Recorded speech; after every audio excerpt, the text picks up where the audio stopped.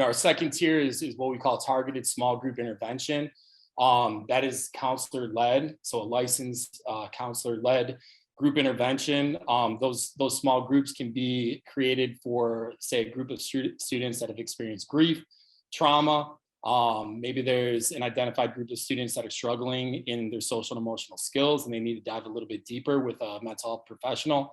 Even things like executive functioning. We definitely have students that, especially getting in that middle school level, kind of struggle with organization, planning, and kind of executing and making and executing goals. So that's what that executive functioning can help out with. And then finally, our last tier 3, is the one-on-one intervention.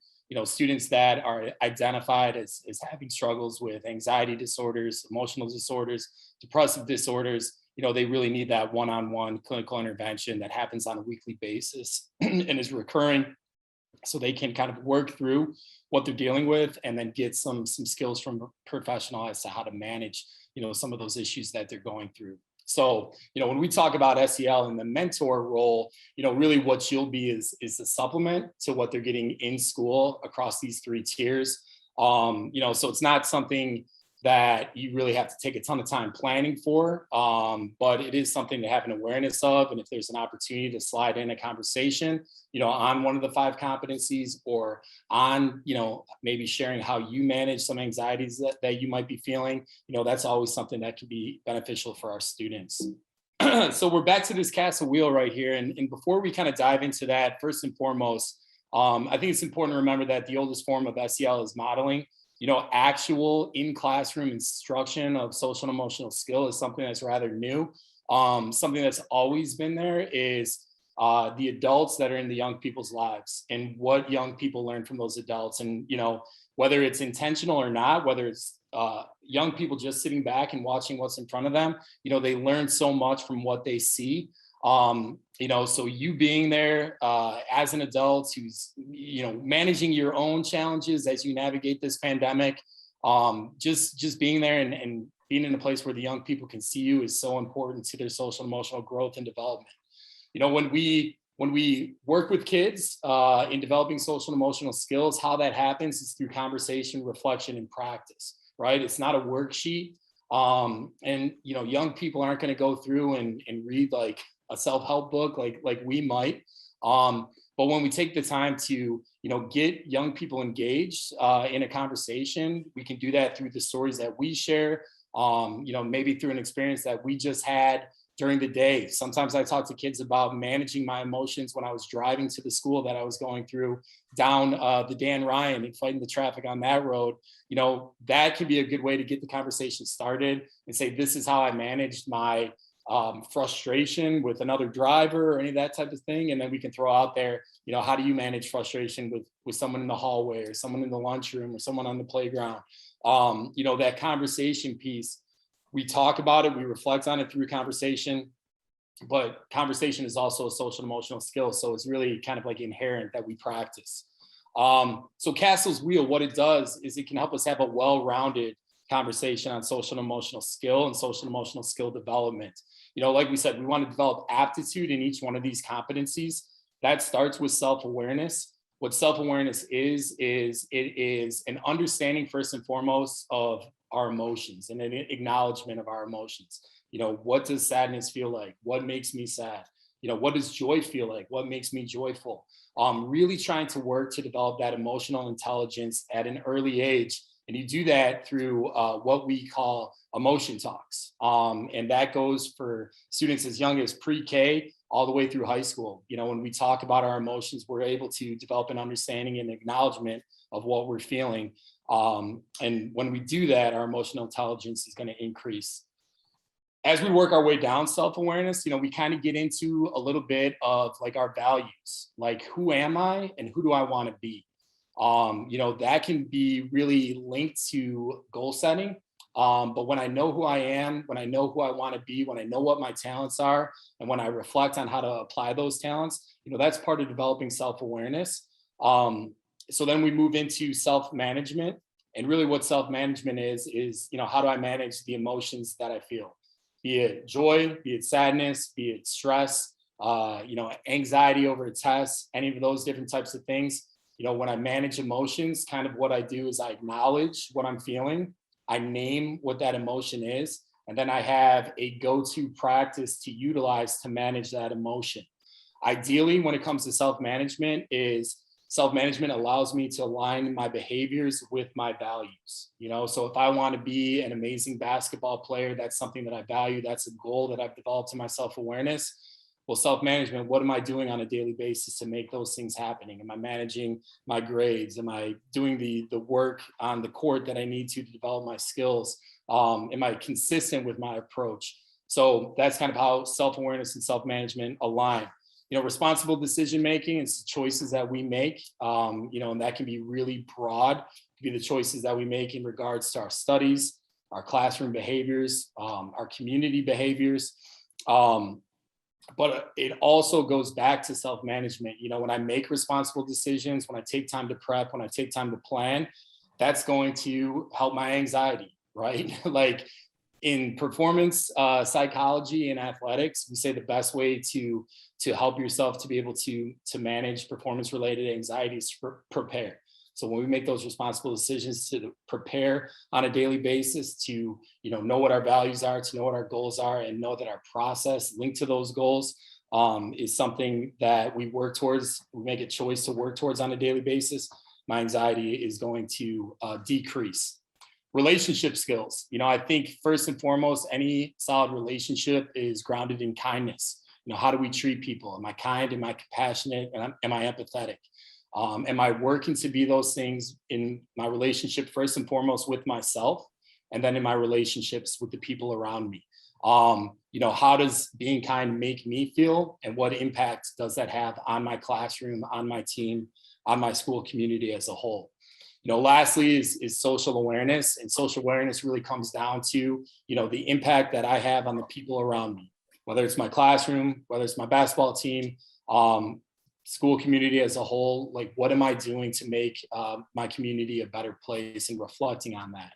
So that's kind of a real high level dive into what the 5 core competencies are. And like we said, we want kids to be reflecting on, their practice within each one of those competencies, and really kind of having some go-to skills that they can utilize to perform as well as they can within each one of those competencies. Sam, how are we looking? Are we, you want to keep rolling? I think let's keep rolling, and I let them know that if they do join, that they can sit in and listen and take a little bit more. So yeah, let's keep rolling. Okay. So, we talked a little bit about, some of the struggles, some of the challenges that we might have in having these conversations with the young people that we work with. If you are having trouble getting mentees to open up, contact me. There's my email address. Like we said, in many of the schools in our network, we provide daily conversation topics that our classrooms have a discussion on related to CASEL's 5 core competencies. And what I'm going to do right now is I'm going to run you through an example of what this looks like. So if you send me an email and say, hey, you know what, like I'm working with a 12-year-old and a 13-year-old, and we want to have a conversation on responsible decision-making, I can send you, kind of like a full outline of a conversation starter and a suggested script of where you go with that. But this is an example of a self-awareness lesson that we use in middle school and high school. This is something like where we can reflect a little bit on our values, and the title of this lesson is Who Do You Want to Be? I think that this lesson is something that can be really impactful when it comes to goal setting. So I'll just read you through like what our sample script is, but you can read this to students. We're talking about self-awareness today. Self-awareness is the practice of building a rock-solid relationship with yourself. To have that kind of relationship, you need to be in touch with your thoughts, your emotions, your values, and even your dreams. Let's take a moment to reflect on dreams by watching a video of 2 women who simultaneously have their dream come true. So we put a video in because that's our hook. That's how we get kids engaged. If I ask a young person, what are your goals? What's your 5-year plan? Where do you want to be at 21, 22? That can be a lot to take in for a 12-year-old. So what we have right here is we have a video of a young woman. She's from St. Louis, and she just finished undergrad. She was applying to law school. She got her acceptance from DePaul University. and a $50,000 scholarship per year to go through law school. And she's sharing that letter with her mom, and she set up a video to capture that. So let's take a look at the video.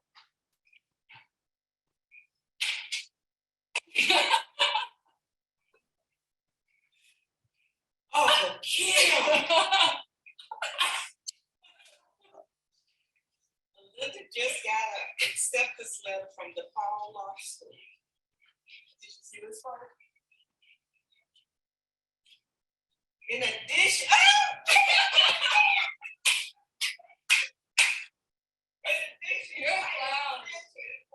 and in recognition of your achievements, personal qualities, and potential to contribute to the Paul community, and College of Law will award you a deed scholarship in an amount of $40,000.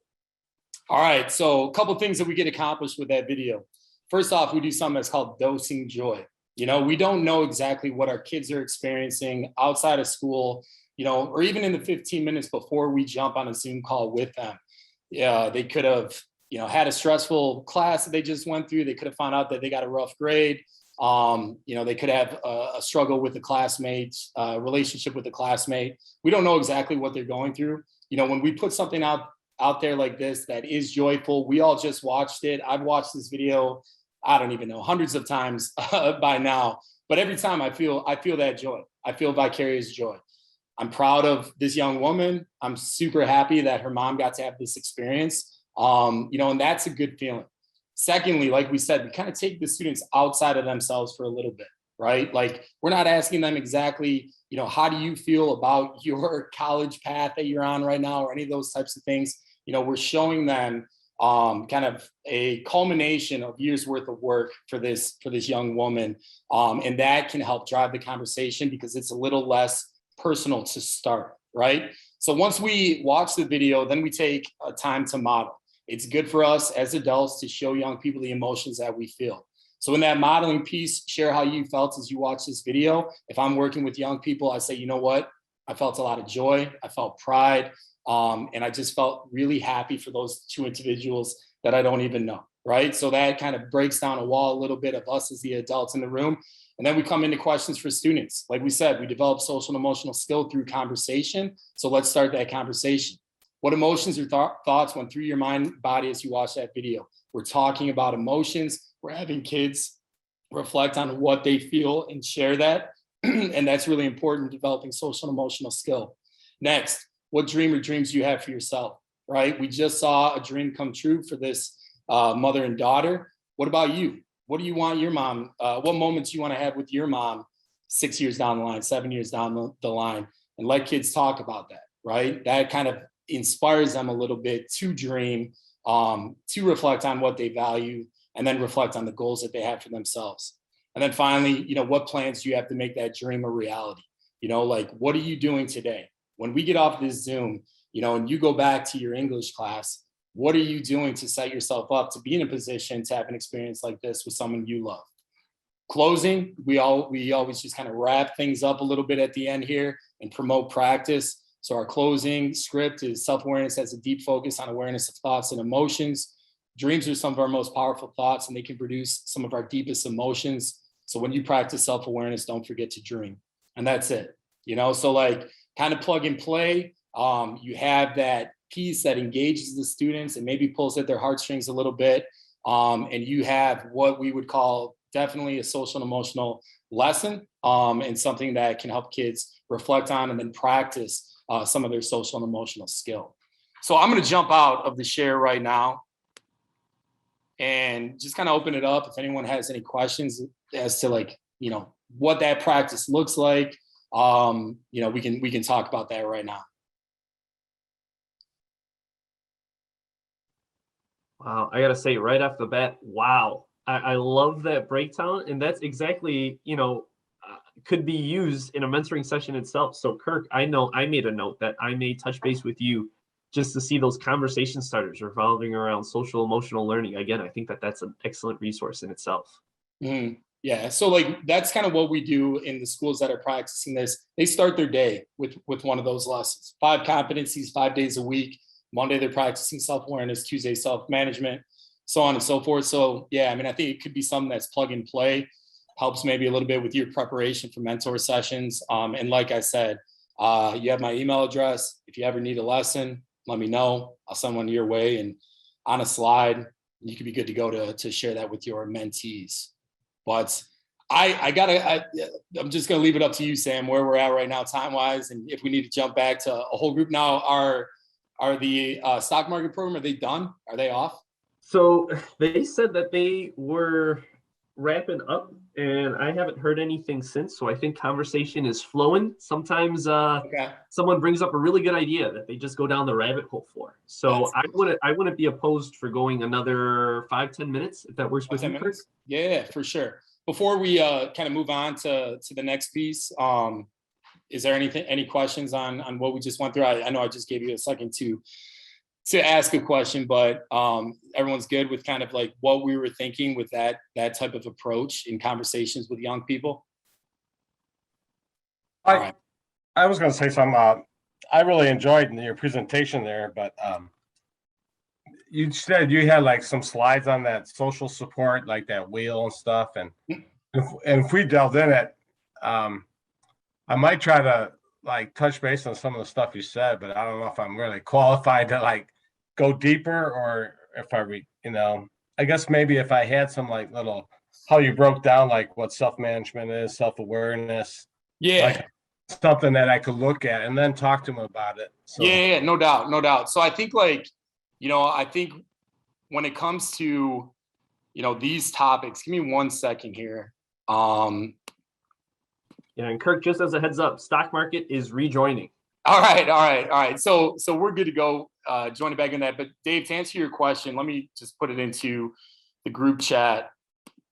So I just popped into the chat a link to an overview of the 5 core competencies.